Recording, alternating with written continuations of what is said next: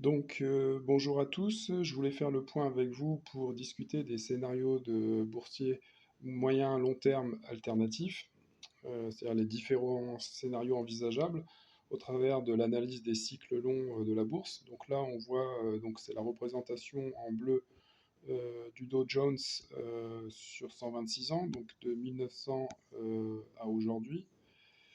La droite en pointillé, je vous rappelle, donc c'est la droite médiane. C'est un peu comme la droite de régression linéaire, mais ce qu'on appelle aussi la droite robuste, c'est-à-dire, donc là je vais la remettre, tac. Voilà, c'est la droite qui permet de voir les cours 50% du temps au-dessus, 50% du temps en dessous. Donc comme vous le voyez, c'est une progression de 5,5% par an à peu près pour le Dow Jones. Et on va aussi mettre en évidence les cycles de 34 ans. Donc c'est des cycles que j'ai identifiés qui sont des cycles de long terme d'inflation et de déflation. Donc là on la voit apparaître en orange. Donc on voit apparaître ces cycles-là. Donc c'est des cycles de long terme qui sont à peu près de 34 ans, entre 17 ans d'inflation, 17 ans de déflation. Et il y a aussi donc les cycles de court terme, donc qui sont des cycles plus petits, vous voyez en violet. Donc par exemple ici vous aviez l'éclatement de la bulle des dot-com, là l'éclatement de la bulle des subprimes, etc. Et quand on fait la somme des deux, on peut donc l'afficher le modèle, donc le modèle que j'ai développé, donc c'est le modèle 34 plus 8 ans, et donc il apparaît en vert. Donc on va enlever celui de 8 ans et celui de 34 ans, et vous voyez, donc là on voit le modèle en vert et le cycle boursier à long terme. Donc c'est intéressant de voir qu'on a une très bonne corrélation entre le modèle et les cours boursiers, ce qui permet éventuellement de faire une analyse à moyen long terme. Donc par exemple, si je regarde sur euh, les projections, donc 2020-2046, on va prendre un petit peu plus de recul en mettant 2010 en point de départ. Donc vous voyez que en fait, on peut anticiper un léger plat là autour de 2026-2027. Donc le modèle bicyclique là, il nous dit que bon, on pourrait avoir un retour autour des 30 000 points, ce qui n'est pas rien, hein. Ça voudrait dire quand même une chute de plus de 30% de la bourse pour revenir sur ces niveaux-là. Et si on regarde, si vous voulez, donc dans l'onglet Extrema annuel, donc vous allez avoir le modèle en vert, hein, avec les différents cycles baissiers et haussiers. Et vous voyez que, bon, par exemple, là actuellement, on est sur un cycle plutôt baissier, là, 2025-2027, de 2 ans, et donc avec potentiellement une baisse de 4% sur ces 2 années, puisque le modèle passerait de 31 000 à 29 000 points, contre 48 000 actuels, donc 49 000, même, j'ai pas été voir le dernier pointage, mais bon, voilà. Donc ça nous permet d'avoir l'alternance des cycles, et puis vous voyez que donc après, on peut anticiper un cycle haussier d'à peu près 5 ans jusqu'en 2032, avec une hausse potentielle de 127%, c'est-à-dire qu'on passerait de 29 000, 30 000 points à 68 000 points. Voilà donc ce qu'on voit ici sur cette hausse-là. Alors, ce que je voulais également vous montrer, c'est que j'ai rajouté un bouton, de synthèse. Donc c'est le bouton qui est ici. Vous voyez, quand vous cliquez ici sur synthèse, vous allez avoir donc différents scénarios. Et donc vous pouvez sélectionner ce qui vous intéresse, la macro, le monétaire, les marchés, l'énergie.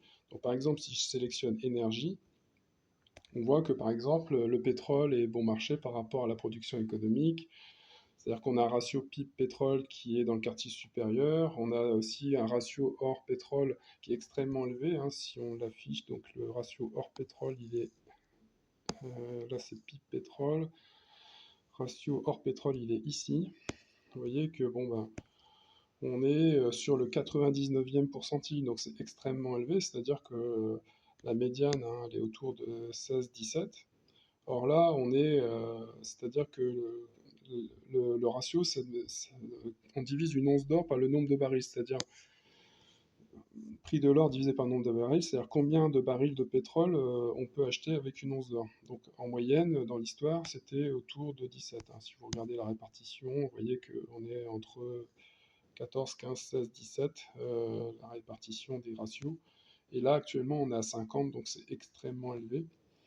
Donc si on revenait sur un ratio de 19, ça voudrait dire un prix implicite du baril autour de 186 $. Donc voilà, ça c'est intéressant.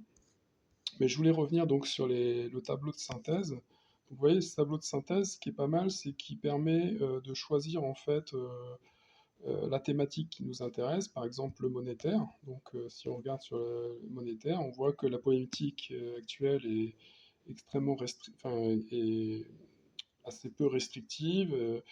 Donc on a une banque centrale, la Fed, qui essaye de conjurer l'inflation sans provoquer de récession, etc.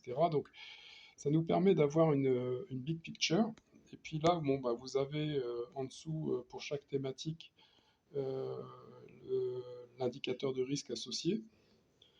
Et ce que vous pouvez regarder aussi, c'est les scénarios alternatifs. Donc en cliquant ici, vous avez les scénarios alternatifs, bon, qui sont classés par probabilité. Donc celui-là, disons que boucle d'or, c'est le scénario qui colle le mieux à la big picture économique et financière actuelle. Mais vous pouvez regarder par exemple l'énigme contemporaine, donc c'est un autre scénario. Donc il y a à peu près une trentaine de scénarios, trentaine de modèles différents, hein, ce qu'on voit ici, une bibliothèque de 30 modèles basés sur les régimes d'évaluation monétaire et dynamique de dette.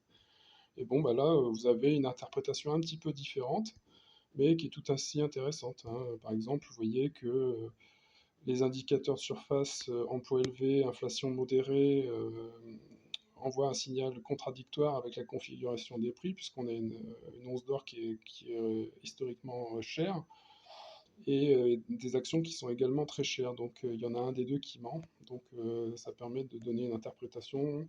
Et puis bah, si vous cliquez sur Histoire, par exemple, vous voyez donc des événements historiques, enfin des périodes historiques qui se rapprocheraient un petit peu de la période actuelle. Donc par exemple l'ère de 1929, l'ère des Nifty 50 en fin des années 60, la bulle technologique, etc. Voilà, donc c'était juste pour vous montrer en fait ces boutons synthèse qui est intéressant parce qu'il permet d'avoir, disons, une analyse par thématique. Et puis après, si vous voulez vraiment avoir la chronologie des événements, c'est-à-dire leur, les événements, les grands événements de l'histoire et puis leur implication en termes de bourse, vous tapez sur chronologie, là, tac, et puis vous sélectionnez la période qui vous intéresse, par exemple 1960-1969, et puis bah, là vous avez par exemple la crise de Cuba, qui était fortement baissière, donc le monde au bord de la guerre nucléaire, le Dow Jones corrige de 27 points, 27%, la crise du crédit en 66, etc. Donc vous pouvez observer. Alors, ce qui est mieux, c'est de, par exemple, vous sélectionnez la période historique correspondante, donc la fenêtre temporelle, vous prenez par exemple 1960-1970 ici, et vous pouvez voilà visualiser en même temps donc la chronologie des événements et puis l'influence sur le cours boursier. Et donc, par exemple, bah là, on peut s'amuser à rajouter, par exemple, le PIB américain. Donc là, vous avez en rouge la courbe du PIB. Ensuite, on peut rajouter le chômage. Donc voilà, vous pouvez regarder le taux de chômage. Donc, par exemple, il était de 3,8% au T1 1966. Il était de 5,2% au T2 1964. Et vous pouvez mettre ça en lien avec les différents événements, l'assassinat de Kennedy, l'escalade au Vietnam, etc. Donc ça permet d'avoir une lecture historique des événements macroéconomiques et financiers et l'impact sur la bourse. Donc voilà, et puis bah, le dernier en date, c'est 2020-2046, hein. Donc vous voyez, donc on a le 2020-2046, on a la pandémie, la réouverture et l'euphorie, etc. Et comment ça s'est traduit en termes de est-ce que c'était haussier, est-ce que c'était baissier, etc. Voilà, donc bah, écoutez, n'hésitez pas à vous abonner, à cliquer, mettez un j'aime si vous aimez, et puis je vous invite à aller sur le site pour vous amuser un petit peu avec. À bientôt.